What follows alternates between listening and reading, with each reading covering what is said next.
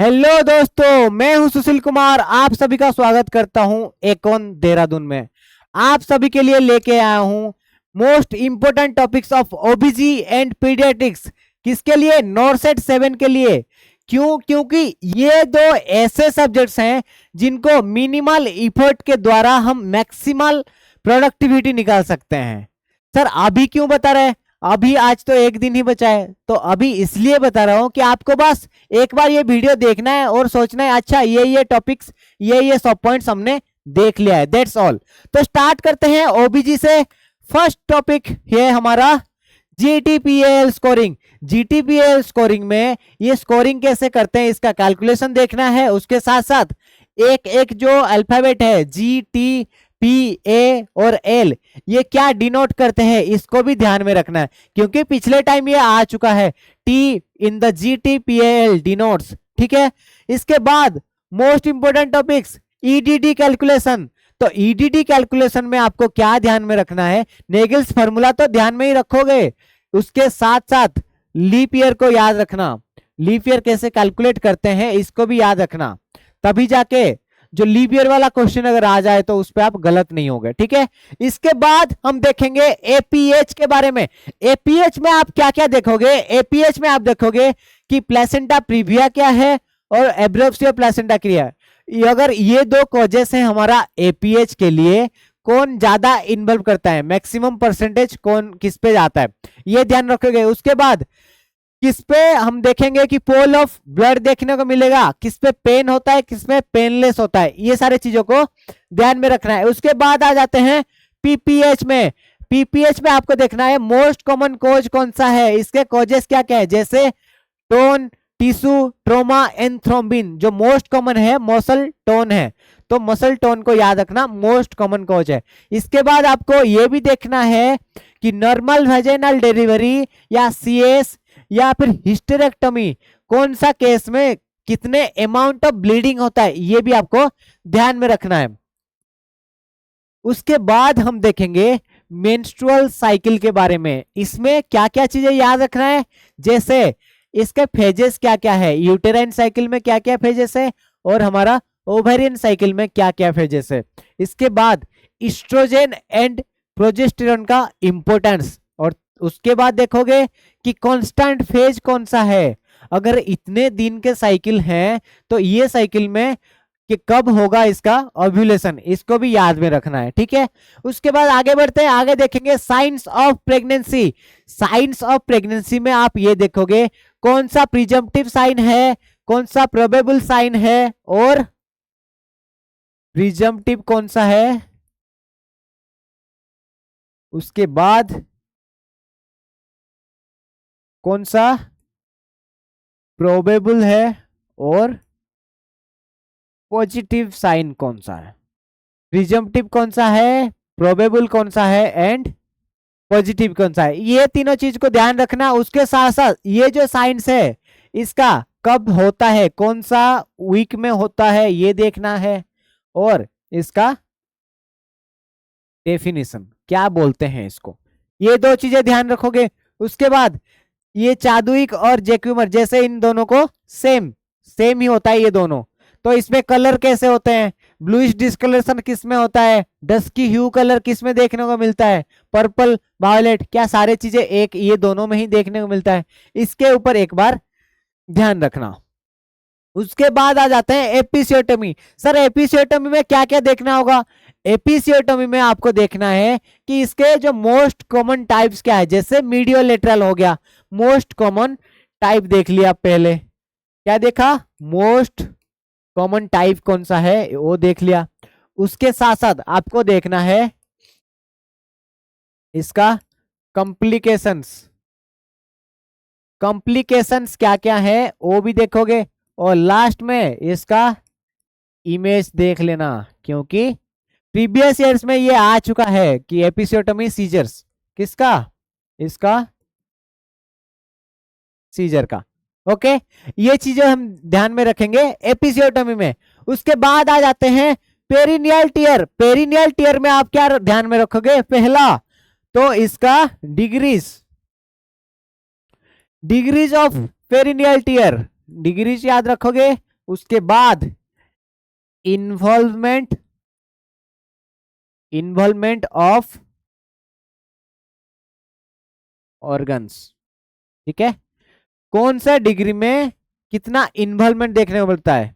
तो पहला हमने क्या देखा, पहला हमने देखा कि इसमें डिग्रीज क्या क्या देखने को मिलते हैं, और दूसरा इन्वॉल्वमेंट ऑफ ऑर्गन्स। इतना समझ में आया। आगे बढ़े, नेक्स्ट हम देखने वाले हैं हमारा gestational diabetes mellitus. Gestational diabetes mellitus में आपको क्या ध्यान में रखना है कि कौन सा week of assessment, week of assessment देखोगे, और उसके साथ साथ OGTT ये क्या होता है सर, ओरल ग्लूकोज टॉलरेंस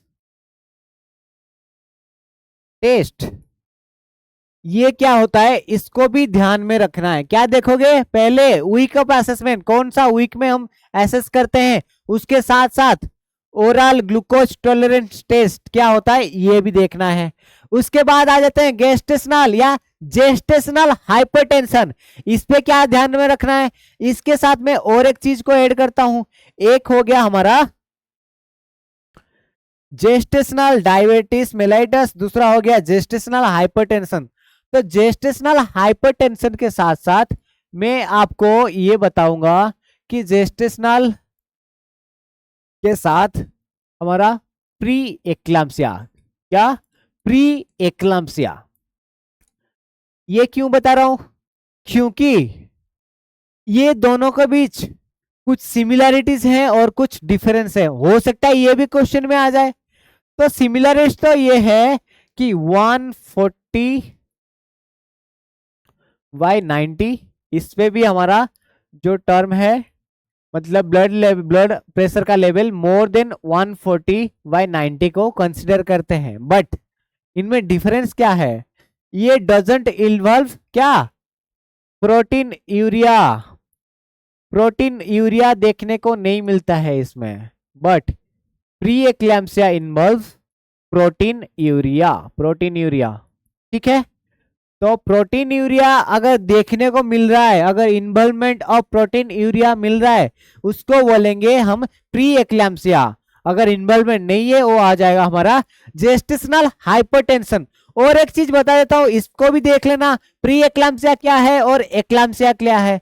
एक्लैम्सिया में जहां पे हमारा सीजर्स का इन्वॉल्वमेंट हो जाता है, और उसमें प्रायोरिटी क्या देंगे, seizure prevention, prevent from injury. Okay, आगे चलो, अभी देखेंगे एवर्सन और हमारा एमटीपी। एवर्सन में क्या क्या देखोगे, इस पे इसका टाइप्स क्या क्या है, स्पॉन्टेनियस कौन सा है और उसमें मिस्ट वाला कौन सा है, जो टाइप्स है उसको देखना है। और इनके अदर नेम क्या है, जैसे मिस्ट वाला को क्या साइलेंट भी बोलते हैं क्या, इसको भी ध्यान में रखना है। उसके बाद देखेंगे एमटीपी। एमटीपी में आपको याद रखना, पहले वाला जो एमटीपी और अभी रिवाइज एमटीपी में क्या डिफरेंस है। पहले कब तक हम करवा पाते थे एमटीपी का, और अभी क्या कर सकते हैं। दूसरा मेडिकल और सर्जिकल जो टर्मिनेशन ऑफ प्रेगनेंसी है, वो क्या क्या मेथड्स हैं वो भी देखना है। और एज वाइज क्या क्या मेडिकल हमारा मैनेजमेंट है वो भी देखना है। उसके बाद आ जाते हैं एनीमिया। एनीमिया में आपको क्या देखना है, इनका टाइप्स क्या क्या है, एनीमिया के उसके कॉन्सिक्वेंसेस, जैसे हमारा कौन सा एनीमिया को हम कुलिस एनीमिया में बोलते हैं, किसमें बीटा चेन का इन्वॉल्वमेंट देखने को मिलता है, कौन सा हमारा हाइपरक्रोमिक है, कौन सा हाइपोक्रोमिक है, इसका भी ध्यान रखना है। हाइपरक्रोमिक कौन सा है और हाइपोक्रोमिक कौन सा है, ठीक है, इसका ध्यान रखना है। इसके बाद हम देखेंगे फीमेल पेल्विस। फीमेल पेल्विस पे आपको क्या क्या चीजें ध्यान में रखना है। देखो, पहले तो आपका ध्यान इस पे देना चाहिए कि इसका टाइप्स क्या क्या है, जैसे गायनाकोइड कौन सा है, प्लाटिप्लोइड कौन सा है, और हमारा एंड्रॉइड कौन सा है, और एंथ्रोपोइड कौन सा है। ये टाइप्स हो गया। उनका शेप कैसे होता है, उनका शेप कैसे होता है वो ध्यान में रखना है। टाइप्स देख लिया, शेप देख लिया, उसके बाद कौन सा मोस्ट फेवरेबल होता है, कौन सा मोस्ट फेवरेबल होता है और कौन सा अनफेवरेबल होता है, किसके लिए, वेजाइनल डिलीवरी के लिए। ठीक है, ये चीजें ध्यान में रखेंगे और इसके साथ साथ इनके डायमीटर्स भी याद में रखें। क्या रखेंगे, डायमीटर्स, डायमीटर्स भी याद रखेंगे। कौन सा ऑब्स्टेटिकल है और कौन सा हमारा डायगोनल है, इसको ध्यान में रखेंगे। इसके बाद आ जाते हैं ऑब्स्टेटिकल ग्रीव्स या फिर हमारा लियोपोल्ड मैन्योवर। इनके टाइप्स जैसे 1 2 3 4 हो गए। किसको फंडल बोलेंगे, किसको लेटरल, कौन सा पावलिक है, कौन सा पेल्विक है। और इसमें असेसमेंट कैसे करते हैं, क्या करते हैं, असेसमेंट किस चीज का, किस पे हम देखेंगे कि उसका लाई कैसा है, किस में देखेंगे एटीट्यूड कैसा है, वो असेसमेंट। और हमारा जो एग्जामिनर कैसे फेसिंग करेगा, मतलब कौन सा सेम सेम फेसिंग रहेगा और कौन सा ऑपोजिटली फेस्ड करेगा, इन चीजों का ध्यान में रखना है। उसके बाद आ जाते हैं लेबर। लेबर में हम क्या देखेंगे, लेबर में जैसे इसका स्टेजेस क्या क्या है, क्या क्या देखोगे इनका, लेबर में हम देखेंगे स्टेजेस। जैसे कितना स्टेजेस होता है, 4 स्टेज हो गया, तो स्टेजेस देख लिया। उसके बाद उनका इन्वॉल्वमेंट, इन्वॉल्वमेंट में क्या देखोगे, इन्वॉल्वमेंट में आप ये देखोगे कि कौन सा फेज में क्या क्या चीजें आते हैं। जैसे पेन, पेन से लेके फुल्ली डायलेशन को, डायलेशन से लेके चाइल्ड बर्थ को, ये जो हमारा इन्वॉल्वमेंट है उसको याद रखना है। तीसरा चीज वो स्टेजेस का मैनेजमेंट याद पे रखना है। क्या रखेंगे, मैनेजमेंट कैसे करेंगे। और जैसे सेकेंड स्टेज में क्या क्या स्टेप्स हैं, थर्ड स्टेज में क्या क्या प्रोसेस है, कौन सा मार्जिनल प्रोसेस है, कौन सा सेंट्रल प्रोसेस है, उसको याद में रखेंगे।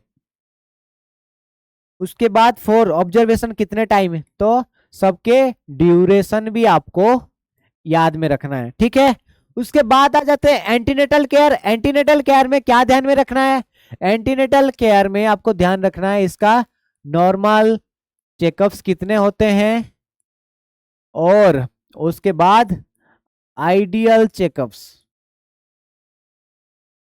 जो हमारा WHO ने दिया है, इसको याद में रखना है। ठीक है, उसके बाद इनके कंपोनेंट्स क्या क्या है वो भी देखेंगे, कंपोनेंट्स। ठीक, ये हो गया एंटीनेटल केयर। उसके बाद एनीमिया मुक्त एनीमिया मुक्त भारत। एनीमिया मुक्त भारत में आपको क्या देखना है, ये किस चीज के लिए यूज होता है। जैसे reduction of prevalence of anaemia, anaemia prevalence को कम करने के लिए, एनीमिया जो हो रहा है उसको कम करने के लिए। और इसमें क्या क्या स्ट्रेटेजी है, जो 6x6 स्ट्रेटेजी क्या है, 6x6 स्ट्रेटेजी क्या है, इसको भी ध्यान में रखना है। आगे बढ़ते हैं फटाफट से। नेक्स्ट टीटी डोज, कि जो हमारा प्रेगनेंसी के टाइम पे टीटी डोज कितना देते हैं, 2 डोज लेते हैं, उनके बीच ड्यूरेशन कितना रहेगा। अगर प्रीवियसली एडमिनिस्टर है फीमेल तो उस टाइम पे ड्यूरेशन क्या रहेगा, कैसे यूज करेंगे। ठीक है, ये हो गया टीटी डोज के बारे में। उसके बाद पेल्विस में position, presentation, lie and attitude. Position, presentation, lie, attitude most important है। हर एक एग्जाम में इससे एक क्वेश्चन तो आता ही आता है, तो इनके डेफिनेशंस याद कर लेना एक बार। ठीक है, उसके बाद आगे बढ़ते हैं, आगे देखेंगे। और एक चीज इसमें ट्रू पेल्विस और फॉल्स पेल्विस क्या है वो भी देख लेना, ट्रू एंड फॉल्स पेल्विस क्या है वो भी ध्यान में रखेंगे। ओके, आगे बढ़े। अभी देखेंगे एक्टोपिक प्रेगनेंसी। एक्टोपिक प्रेगनेंसी में आप क्या देखोगे, एक्टोपिक प्रेगनेंसी में, एक्टोपिक प्रेगनेंसी कौन सा साइट्स है और मोस्ट कॉमन साइट कौन सा है, मोस्ट डेंजरस साइट कौन सा है, और कौन सा साइट में, मैंने क्या क्या बताया, इसके साइट्स क्या क्या है, मोस्ट कॉमन कौन सा है, मोस्ट डेंजरस कौन सा है, और इसके साथ साथ और क्या बताया मैंने, मोस्ट कॉमन, मोस्ट डेंजरस, और कौन सा साइट में मैक्सिमम टाइम के लिए रहते हैं, मैक्सिमम टाइम, और उसका पर्पज या फिर रीजन क्या है। क्योंकि उसमें न्यूट्रियस मतलब न्यूट्रिशन ज्यादा मिलते हैं, इसीलिए उस जगह पे ज्यादा टाइम के लिए रहता है। कौन, वो वाला साइट में ज्यादा टाइम के लिए रहता है। उसके बाद देखेंगे ओलिगोहाइड्रोमिनस एंड पॉलीहाइड्रोमिनस। इन दोनों में आपको देखना है कि इस पे अमाउंट, कितने अमाउंट्स पे रहते हैं, जिसको हम ओलिगोहाइड्रोमिनस बोलेंगे या फिर पॉलीहाइड्रोमिनस बोलेंगे। इसका कॉजेस क्या क्या है और इनके कॉम्प्लिकेशंस क्या है। उसके बाद देखेंगे रप्चर ऑफ एमनियोटिक मेम्ब्रेन। तो रप्चर ऑफ एमनियोटिक मेम्ब्रेन में इनके कॉन्सिक्वेंसेस क्या है और इनके मैनेजमेंट क्या है, उसको देखना है। ठीक है। उसके बाद प्यूरपेरियम। प्यूरपेरियम में हम ये देखेंगे, प्यूरपेरियम में हम देखेंगे कि इस पे एक चीज तो है कि हम फंडल हाइट को कैलकुलेट करेंगे। क्या करेंगे, फंडल हाइट को कैलकुलेट करेंगे, ये मैं एक्स्ट्रा बताया। इसके साथ साथ प्यूरपेरियम का ड्यूरेशन क्या है, प्यूरपेरियम का ड्यूरेशन क्या है वो देखेंगे। कौन सा कोई वीक तक हो सकता है, कितने वीक्स का इन्वॉल्वमेंट हो सकता है, वो देखेंगे हमारा प्यूरपेरियम स्टेज में। ठीक है। उसके बाद प्यूरपेरियम में और एक क्वेश्चन अगर मैं याद करवाऊं आपको, एनक्लेस में आप लोग किए होंगे सौंदस में, कि प्यूरपेरियम फेज किसको बोलेंगे, या after birth of the child ये बोलेंगे, या फिर after the delivery of the placenta, या फिर दोनों को बोलेंगे, या दोनों दिए हैं ऑप्शन में, तो प्रायोरिटी किस पे जाएगा, ये एक बार क्वेश्चन देख लेना। अगर आप चाहते हो हम आपको बताए तो कमेंट सेक्शन में बताना, हम इसके लिए एक शॉर्ट्स भी डाल देंगे। ठीक है। तो ये चीज देख लेना कि प्रायोरिटी कैसे किया जाता है। बुक में तो दोनों है, तो प्रायोरिटी दोनों आ गए, तो प्रायोरिटी किस पे देंगे वो देखना है। उसके बाद लास्ट टॉपिक है ओबीजी का लोकिया। लोकिया में आपको क्या देखना है, इनके ड्यूरेशन क्या क्या है, lochia rubra, lochia serosa and alba, इनका ड्यूरेशन क्या क्या है वो भी देखना है। उसके बाद आपको ये देखना है इनका कलर कोडिंग कैसा है, मतलब कलर, कौन सा कलर का सिक्रेशन देखने को मिलता है, ये चीजों पे ध्यान देना है। देन हम देखेंगे पीडियाट्रिक नर्सिंग के बारे में। इनके जो पहला टॉपिक है जो इंपॉर्टेंट है, हर एक एग्जाम में देखने को मिलता है, वो है हमारा अपगार स्कोरिंग। अपगार स्कोरिंग में क्या देखने को मिलता है, जैसे ये जो अपगार है, एक एक टर्म क्या डिनोट करते हैं, एक एक टर्म क्या डिनोट करते हैं, वो क्वेश्चन में आ जाता है। दूसरा स्कोरिंग सिस्टम भी पूछ लेता है। क्या पूछता है, स्कोरिंग सिस्टम, कैसे स्कोर करेंगे, अगर इतना स्कोर बन रहा है तो ये कौन सा कंडीशन में आएगा, क्या बेबी नॉर्मल है या एबनॉर्मल है, अर्जेंट है या इमरजेंट है, इसको याद में रखेंगे। और एक चीज मैं तुम्हारा ध्यान में लाना चाहता हूं, ये मैक्सिमम टाइम रेस्पिरेशन करके देता है। क्या, रेस्पिरेशन या फिर रेस्पिरेटरी रेट, रेस्पिरेटरी रेट। तो अगर रेस्पिरेटरी रेट ही है ऑप्शन में तो उसको लगा सकते हो, अगर रेस्पिरेशन है उसके साथ साथ तो रेस्पिरेशन जाएगा। अगर क्वेश्चन में ये दिया है रेस्पिरेटरी इफोर्ट, बाकी कुछ भी ऑप्शन में हो, अगर रेस्पिरेटरी इफोर्ट दिया है, priority will be respiratory effort. Okay, आगे बढ़े। अभी देखेंगे फोटोथेरापी। फोटोथेरापी में आप क्या क्या देखने वाले हैं, फोटोथेरापी में देखने वाले हैं कि ये इसका इंडिकेशन कब है, हाइपर बिलिरुबिनेमिया कितने तक होगा तभी हम फोटोथेरापी यूज करेंगे, और इसमें कौन सा कलर के लाइट यूज करते हैं, कितने लाइट यूज करते हैं, कितने डिस्टेंस में रखेंगे, डबल फोटोथेरापी क्या होता है, कैसे रखते हैं, और फोटोथेरापी के टाइम पे कौन सा एरिया को हम कवर करके रखते हैं। उसके साथ साथ और एक चीज, इसमें ब्रेस्ट फीडिंग कितने ड्यूरेशन में करेंगे, और हमारा बिलिरुबिन का टेस्ट कितने आवर्स इंटरवल में करेंगे, इन चीजों का भी ध्यान में रखना है। और फोटोथेरापी का कॉम्प्लिकेशन देखना मत भूलना। ठीक है। उसके बाद ब्रेस्ट फीडिंग। ब्रेस्ट फीडिंग में जो मतलब मोस्ट इंपोर्टेंट क्वेश्चन आता है, इसका बेनिफिट्स क्या है। दूसरा, ब्रेस्ट फीडिंग सही से हो रहा है तो कैसे पता चलेगा। साइंस, इवर्टेड आउट है लिप्स या इनवर्ड है, या फिर चिन टच कर रहा है क्या चेस्ट को, ये सारे चीजों को ध्यान रखना है। ओके, इसमें और एक चीज भी बता देता हूँ, मिल्क का स्टोरेज और मिल्क का जैसे कोलेस्ट्रॉम कब सीक्रेट होता है, ट्रांजिशनल मिल्क किसको बोलते हैं, ये भी एक बार देख लेना क्लासिफिकेशन। उसके बाद आ जाते हैं नियोनेटल जंडिस। नियोनेटल जंडिस में उसका कॉजेस क्या क्या है, इनमें टाइप्स क्या क्या है, पैथोलॉजिकल कौन सा है और फिजियोलॉजिकल कौन सा है। पैथोलॉजिकल कौन सा है एंड फिजियोलॉजिकल कौन सा है। और इसमें कौन सा हमारा लेस देन 24 आवर्स, मतलब विद इन 24 आवर्स में कौन देखने को मिलता है, और आफ्टर 24 आवर, आफ्टर 24 आवर्स कौन सा देखने को मिलता है, ये भी ध्यान में रखना है। उसके बाद इसका ट्रीटमेंट कैसे करेंगे और इसका कॉम्प्लिकेशन याद रखना। ज्यादातर स्टूडेंट कंफ्यूज होते हैं, नियोनेटल जॉन्डिस का कॉम्प्लिकेशन क्या है और फोटोथेरापी का कॉम्प्लिकेशन क्या है। नियोनेटल जॉन्डिस में हम तो देखेंगे कर्निक टेरस, ठीक है। बट जब फोटोथेरापी हो रहा है, मैक्सिमम टाइम वो इन्वॉल्वमेंट, लाइट का इन्वॉल्वमेंट के बाद वो कैसे होता है, हमारा ब्रंच बेबी सिंड्रोम देखने को मिलता है, मतलब ब्रंच कलर का देखने को मिलता है उसमें, ठीक है। उसके बाद देखेंगे बेबी फ्रेंडली हॉस्पिटल इनिशिएटिव। तो बेबी फ्रेंडली हॉस्पिटल इनिशिएटिव में क्या क्या चीजों का हम ध्यान रखेंगे। पहला चीज ये है इसका एब्रीविएशन।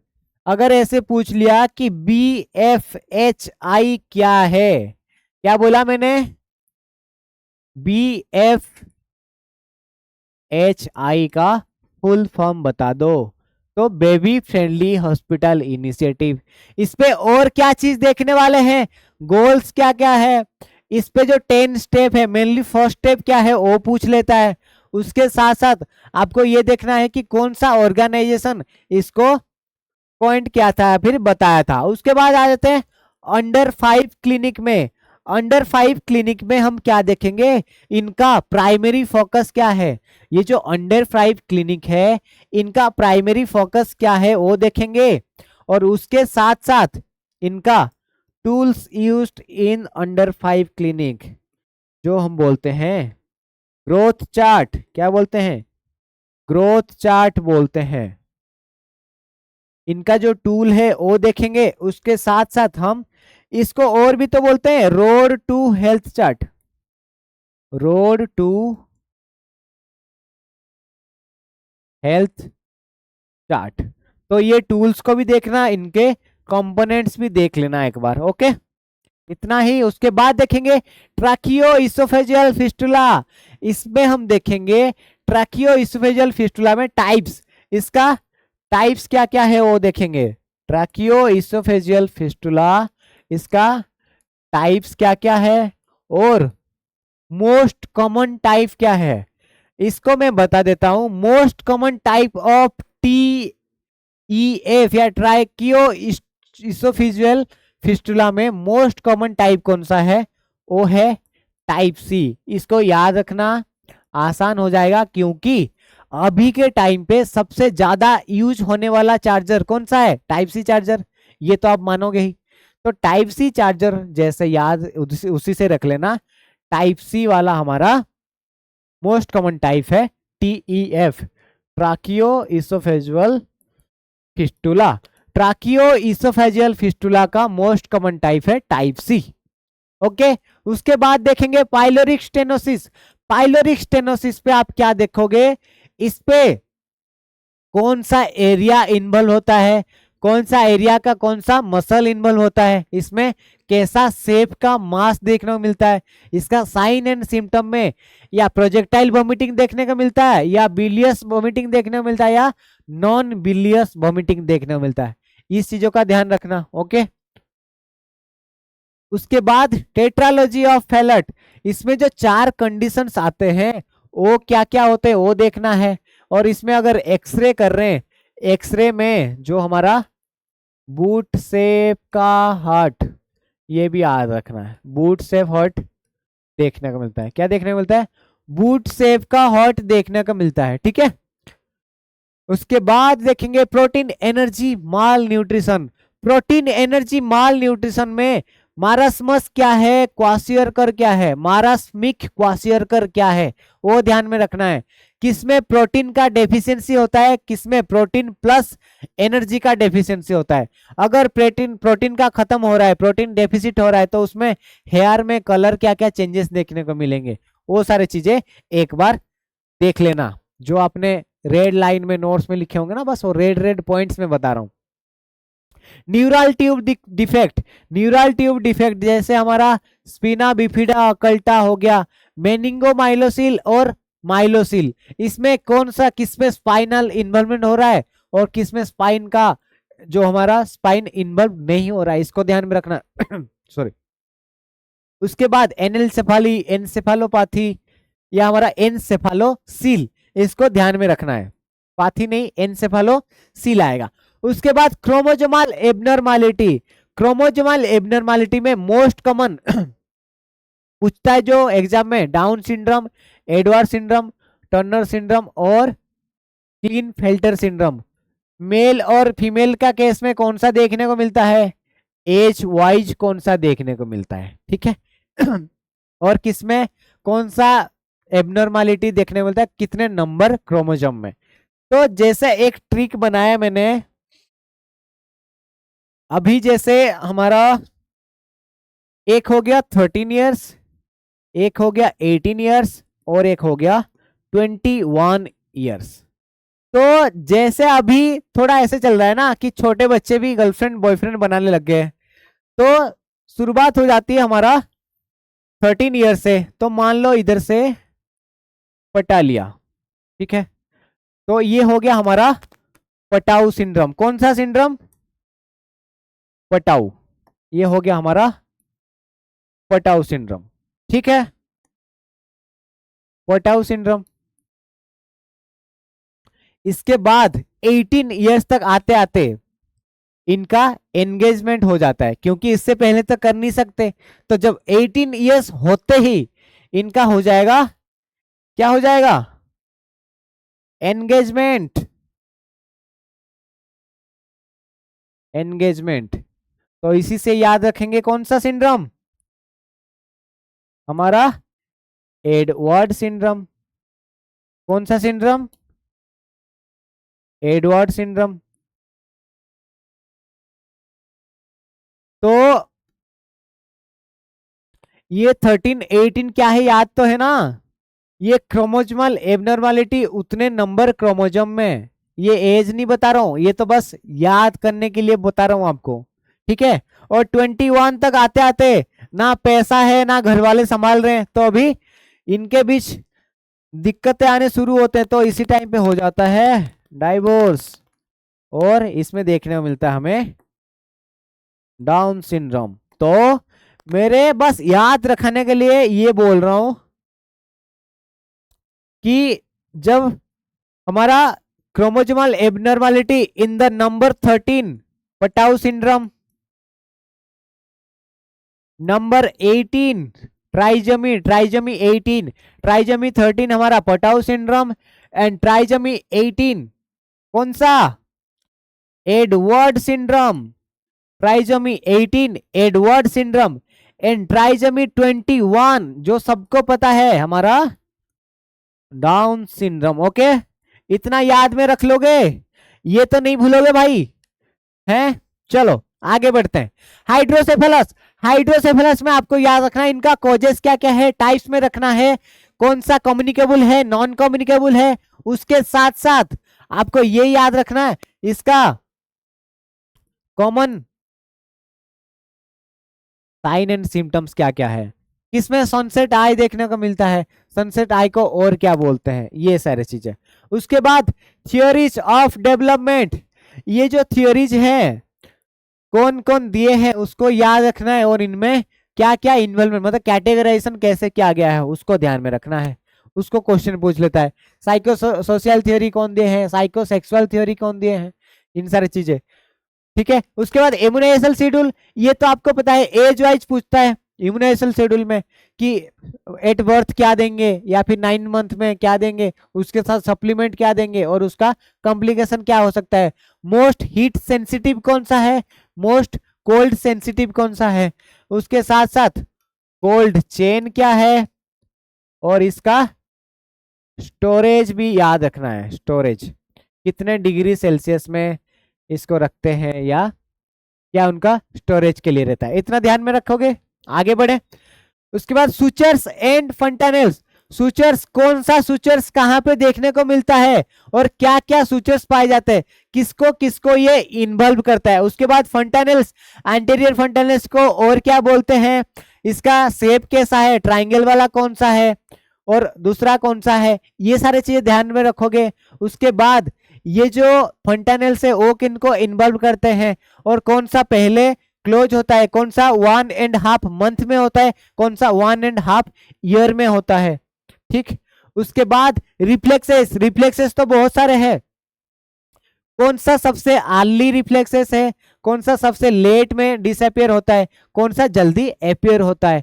एक साल में कौन सा ऐसे 3 है जो मोस्ट कॉमन आते हैं एग्जाम में, 3 उनको पूछा जाता है। ऐसा कौन सा 3 वाले हैं जिनको हम याद रखेंगे एक साल में वो डिसअपियर होते हैं, ये कमेंट सेक्शन में बताना। बीएलएस तो मैंने बता दिया फॉर्मूला, कौन सा है वो बताना।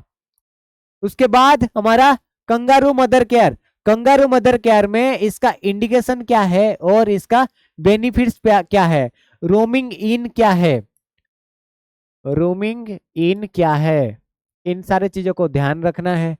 कब हम हमारा कंगारू मदर केयर के लिए हम इफेक्टिव समझेंगे और कितने इसका ड्यूरेशन कितना है, ड्यूरेशन कितना है, ये भी हमें ध्यान में रखना है। ओके, इसके बाद द लास्ट टॉपिक है डेवलपमेंटल माइलस्टोन। डेवलपमेंटल माइलस्टोन तो बहुत सारे हैं, इनको याद कैसे करोगे, सीक्वेंस वाइज याद करना, सीक्वेंस वाइज बना लेना। जैसे आप अगर कहीं से पढ़े होंगे तो आपको सीक्वेंस वाइज तो देखे होंगे आपने, उसमें जैसे मोनोसिलेबल कब हो रहा है, बाइसिलेबल कब हो रहा है, मोनोडेक्स्ट्रोज बाइडेक्स्ट्रोज इफेक्ट कब हो रहा है, जैसे क्राउलिंग कब हो रहा है, ऐसे भी तो याद रख सकते ना। जैसे मैं एग्जांपल दे रहा हूं कम एज से लेके अगले तक, जैसे क्राउलिंग कब करता है, उसके बाद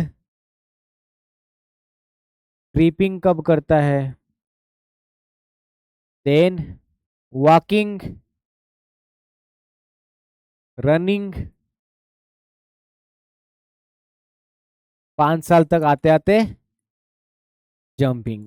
ऐसे हम सीक्वेंस वाइज अगर बताएंगे या सीक्वेंस वाइज याद करने के लिए ट्राई करेंगे तो ये हो सकता है। इसके साथ साथ जैसे हमारा है बटनिंग, ऑन बटनिंग, ये कब करता है, कब प्रॉपरली ड्रेस्ड होता है, ऐसे करके भी इसको याद रख सकते हैं। ठीक है, तो ये सारे थे हमारे इंपॉर्टेंट टॉपिक्स जो हमने मतलब हमारा रिसर्च टीम ने एनालाइज करके, जो जब से हमारा एम्स एग्जाम्स हो रहे हैं वो कैसे एग्जाम्स में क्वेश्चन पुट अप करते हैं, कौन सा टॉपिक से आ रहे हैं, उन सारे चीज़ों को ध्यान में रखते हुए मैंने ये सारे टॉपिक्स आपके सामने पेश किया है। अच्छा लगा हो तो कमेंट सेक्शन में बताना, और जरूर ये जो है ना टॉपिक्स को एक बार ध्यान में रख लेना, कम से कम याद कर लेना कैसे है। तो अच्छे से एग्जाम देना, all the best, maximum effort लगाना और आराम से पूरा ठंडे दिन मतलब दिमाग से एग्जाम देना है। ठीक है, all the best for tomorrow, thank you all.